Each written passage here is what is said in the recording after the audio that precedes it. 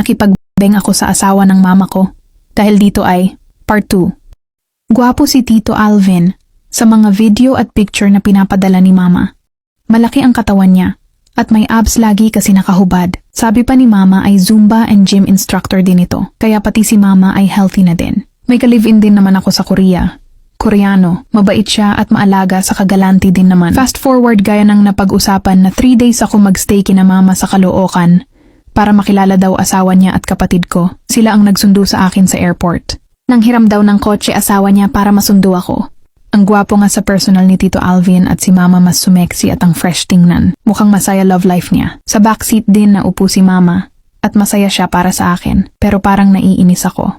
Feeling ko rejected ako sa buhay ni mama. Parang ang saya kasi nilang pamilya at wala akong lugar sa family niya. Bumalik na naman ang hanggang naisip kong ano kaya akong di hamak na mas bata ako, maganda, maputi at may pera. Ikalawang gabi ko palang kina mama inaya ko sila mag-bar. Ayaw ni mama maaga daw work niya, pero pinilit niya asawa niya sa samahan ako.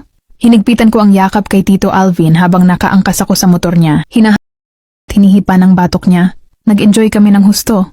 At kahit maaga pa ay inaya ko siya na dalhin ako sa private place. Noong una ayaw niya, pero nang yakapin ko siya at wala masyadong maraming usapan. Kahit second day pa lang kami magkakilala, ay nagpagalingan na kami sa laban. Walang puknat na halikan at hima. In fairness ang macho niya, ang tigas ng dibdib at braso, ang sarap niya yumakap, at ang galing.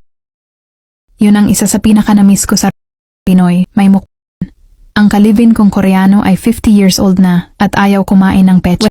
Wala din kagana-gana sa kama siya lang nakakatapos. Kundi lang talaga sa pera ay hindi ko yun kayang tagalan. Swerte ko na din at mabilis naman palang makuha ang mag-asawa ni mama.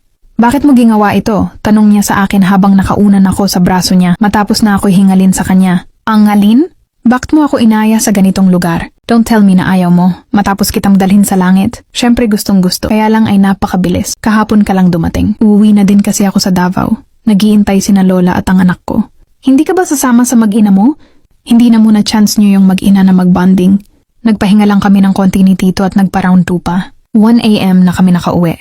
Si mama nakatulog na sa sofa pag-aantay sa amin. Tumuloy na akong sa silid na ginagamit ko. Kinabukasan, hindi ko na inabot si mama. Nakapasok na sa work. Wala din si Alvin. Nag-chat na nasa gym na ang kapatid ko naman nasa kapitbahay na nag-aalaga. 10 AM nakauwi na si Tito. Sakto naman nakakaligo ko lang.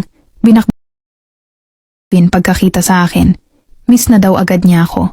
Gumawa kami ng milagro sa mismong silid nila ni mama. 3 sunod na araw wala ding palya sa paggasolina si Tito. Sama-sama kaming mag-iina na umuwi ng Davao. Sobrang saya ng mga lolo at lola ko na talagang matanda na. Kaya pinasasamahan ko sila sa isang pamangkin. Ang laki-laki na din ng anak kong si Jack na nahihiya pang lumapit sa akin. After 3 weeks back to Manila, at kailangan ko na din bumalik ng Korea Panay, natawag ng ni Koreao. 5 days pa ako nagstay kina mama. Araw-araw kami nagpupunta sa Sogo ni Tito Alvin. Sinulit namin ulit araw-araw. Panay ang iyak ni mama nang ihatid ako sa airport. Tinatamong ko lagi ang sarilo ko. Bakit ako nagagalit kay mama? Ang mali lang naman niya ay isinilang niya akong walang ama. Nagsuntento naman siya sa akin. Hindi ko na din po alam kung saan ako nanggagaling. Hanggang sa nagpakasal na din ako kay Koreano at pinapunta ko si mama sa Korea. Hindi na kaya ng mga lolo ko at mahihirapan din sila isama anak ko. Di ko din inimbita si Tito Alvin. Hindi ko din naman ito talagang gusto-gusto ko lang magpapansin kay mama. Bago umuwi si mama nang usap kami ng masinsinan, nagsorry siya sa akin at pinaliwanag ang side niya, na mahal niya ako kahit hindi kami magkasama. Noon ako unang beses na umiyak, nasabi ko na kay mama ang mga hinanakit ko at simula nun, nawala na yung lahat ng iniisip kong mali. Ang sama kong anak pati asawa ng aking ina ay inakit ko. Okay na po ang family ko ngayon, andito na ang anak ko sa Korea at may isa na din siyang kapatid.